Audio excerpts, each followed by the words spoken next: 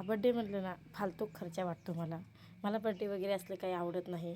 हा म्हणजे सेविंगच्या व्यतिरिक्त बिनाकामाचा खर्च आहे असं मला वाटतं आहे. पण असो, लेकरांचा नाद म्हणलं ना तर आपली जर म्हणजे आपल्याला जे वाटतं आहे तर ते बाजूला ठेवावं लागतं आणि त्यांना जे वाटतं ते करावं लागतं. श्री स्वामी समर्थ. कसे आहेत तुम्ही सगळे? मस्त आहेत ना? मस्तच राहतात. चला, आपल्या नवीन एक व्हिडिओमध्ये तुमचं सगळ्यांचं मनापासून स्वागत आहे. तर इथं ना शिवानीचा बड्डे होता आणि हा जो व्हिडिओ आहे ना तो कालच्या व्हिडिओमध्ये यायला पाहिजे होता, कारण मी काल जो व्हिडिओ टाकला होता तर त्याच्यामध्ये फक्त छोले भटोरे आणि दडपे पोहे एवढंच टाकले होते. त्याच्यात हा व्हिडिओ घ्यायचा जो आहे तर तो माझ्याकडून राहून गेला होता. माझ्या लक्षातच नाही आलं की त्याच्यात हा व्हिडिओ ॲड करायचा आहे म्हणून. त्यामुळे मग ह्याच्यामध्येच घेते मी. मला असू दे, जाऊ दे. आता त्या एका व्हिडिओमध्ये दडपे पोहे आणि छोले भटुरे जे बनवले होते तर त्याच्यात गेले आणि ह्याच्यामध्ये सकाळपासूनचाच व्हिडिओ घेतला आहे मी. सकाळचा थोडा राहिला होता ते शॉर्ट या व्हिडिओमध्ये घेतला आहे मी. तर इथं शिवानी कॉलेजहून आली होती. त्या दिवशी नेमकं तिची परीक्षा होती. सकाळी तिनं लवकर उठून देवपूजा केली आणि दत्त महाराजांचे पारायण चौकट चालू आहेत. बघल तिथं स्वामी सारामृत वाचतं आहे, कोण गुरुचरित्राचं वाचन चालू आहे. आणि केंद्रामध्ये तर काय बघायलाच नको. केंद्रामध्ये तर कंटिन्यू म्हणजे दिवस रात्र कंटिन्यू काही ना काही सेवा चालूच आहेत तिथं. मग आमच्या गावात असं केंद्र वगैरे काही नाही आहे. त्यामुळे मग मी शिवानीला म्हणले की तुझा बड्डे पण येतो आहे आणि दत्त महाराजांची जयंती पण आहे, त्यानिमित्तानं तू पण स्वामी सारामृत वाचायला चालू कर. त्यांचा पण आशीर्वाद तुझ्यावर राहील आणि तुझी जी पण काही इच्छा आहे तर ती पूर्ण होईल.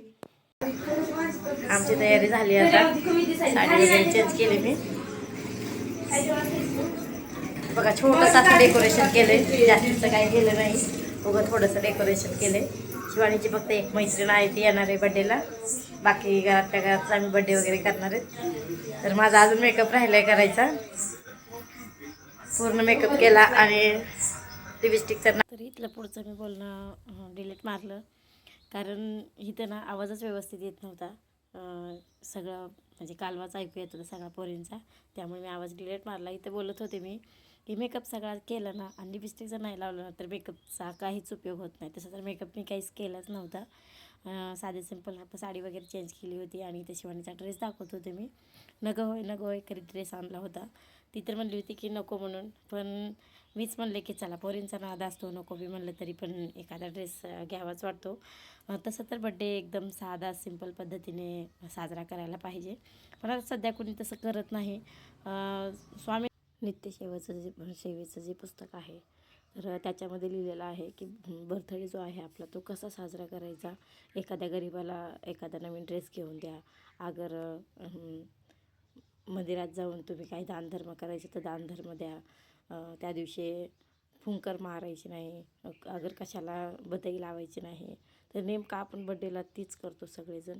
केले आज केक म्हणूनच आणलाय. घरी काही केक केला नाही, कारण घरी जर केक करायचं म्हणलं ना आमच्यात लाईटीचा प्रॉब्लेम झाला. जास्त लाईटच राहत नाही येत आता जास्त करून, त्याच्यामुळे आणला विकतच केक. आता तर घरी केक बनवायचं म्हणलं असतं ना तर शिवानीला दिवस घालवावं लागलं असतं. त्यातल्या तिचा पेपर पण होता, त्यामुळे घरी काही केक बनवलं नाही, विकतच आणला. तर आता इथं बड्डेची तयारी आहे, ती सगळी तयारी झाली आहे. आणि समोर किती गिफ्ट पॅकिंग केली आहे बघा. 8 दिवसापासून ती गिफ्ट पॅकिंग करत होती. मला पण माहीत नाही की त्यात नेमकं तिनं काय काय भरलं होतं आणि काय त्याच्यामध्ये ठेवून पॅकिंग केलं आहे तिनं. तर पुढे आपल्याला दिसणारच आहे. आणि बड्डे करणं म्हणजे ना माझ्यासाठी फालतू खर्चा वाटतो आहे. खरंच सांगते ताईंनो, मला ना हा बड्डे वगैरे करायला खरंच आवडत नाही.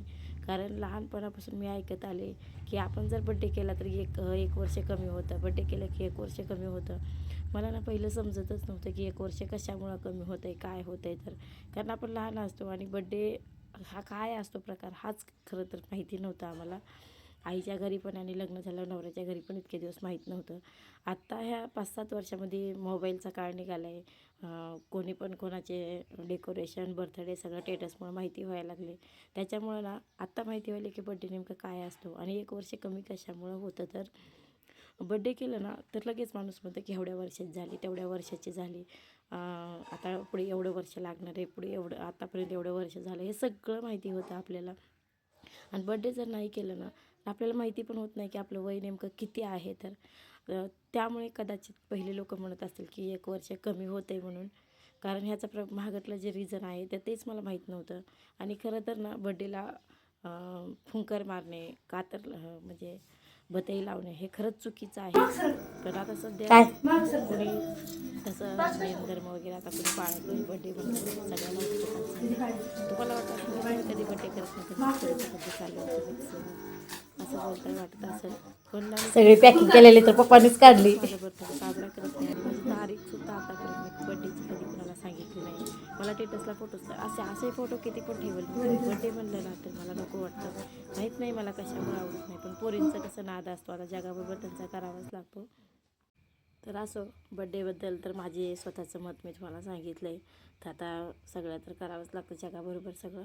तर इथं बघा तिच्या पप्पाचं गिफ्ट काय आहे. तर हे पप्पाचं गिफ्ट.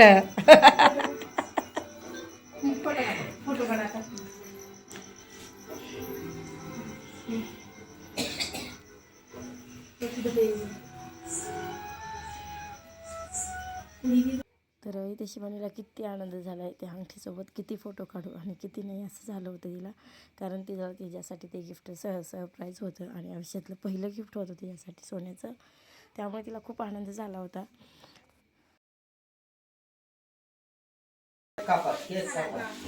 अंगठी चांगली बसली का हातामध्ये? माप दिलं होतं. ती म्हणला होता मापाची गरज नाही त्याला काही.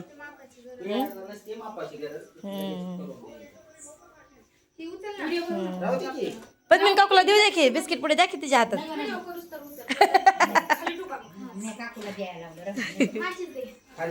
हा मी करा आता लावा आता ते. नाही ना ताट तिकडे बाजूला ठेव तिकडं. तूच लावू नका व्हिडिओ करायला.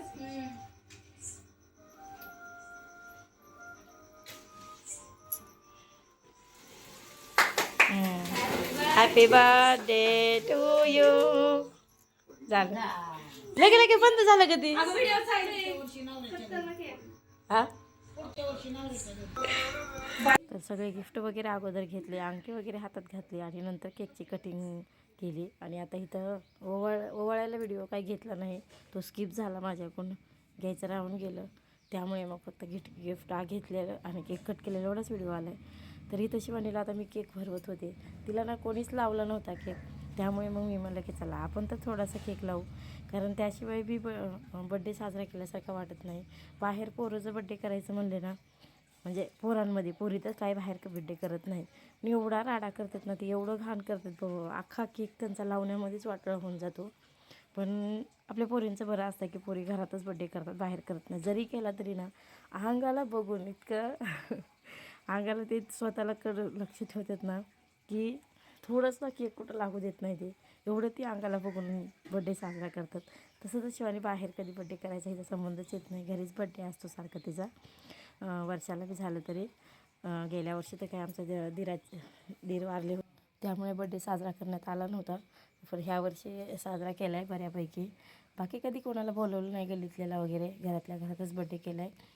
तर असो, आता इथं बड्डेची पार्टी जी आहे तर ती चालू आहे. त्याच्यासाठी वडापाव, फरसाणचं पाकिट आणि सगळा केक आहे तर तो भरून आणला होता. तर आता बघू बड्डेसाठी गिफ्ट काय काय आले ती आणि समोने काय काय भरलं तर बघू आपण.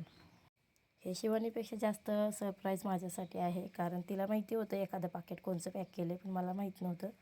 अवघं काय नाही तसं तेवढं नाही केलेलं. हिनं काय काय घातलंय काय माहिती, मला माहीत नाही. तोंड जरा नीट कर ना. वाकडं काय करायली, काय काय घातलंय असं वाटायला तू उदासच आहे. 10,000-5,000 रुपयाचे गिफ्ट पॅक केले ते. माझे एक फक्त डोरेमॉन. इथं ठेव ना खाली, डोरेमॉन आहे ह्याच्यामध्ये. खाली ठेव. मम्मा गहू बस ना, उघडू तरी द्या ना तिला. नाही चांगला आहे. खावा की बस. केक तरी खावा की नुसतं. मी काय करते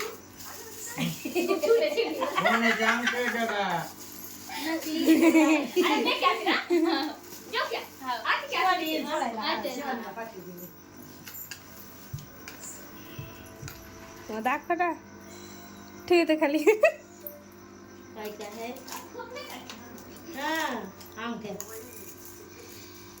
गिफ्ट, छोटे छोटे पाकेट म्हणजे बॉक्स मोठे मोठे आणि मध्ये कागदाचा चुरा भरला आहे बकळतीने. सगळ्यात हा एक गिफ्ट आणि दुसरा एक चॉकलेटचा गिफ्ट आहे. दोनच छान होते, बाकीचे पण चांगले होते, पण छोटे छोटे गिफ्ट होते. कुठं गळ्यातल्या साखळी, हातातल्या बांगड्या, कानातले, हातातले अंगठी असे छोटे छोटे गिफ्ट होते. तर आता इथं डोरेमॉन जो आहे तर तो पॅकिंग करून ठेवला होता, तर तोच आता ओपन केला आहे. सगळे गिफ्ट शिवानीने ओपन केले होते, पण छान होते तिच्या मानानं. मस्त पॅकिंग केली होती, कारण सबूला इतकी हौस आहे ना कशाची पण, नवे जुनं खायला बनवायची, कोणासाठी असे गिफ्ट पॅकिंग करायची.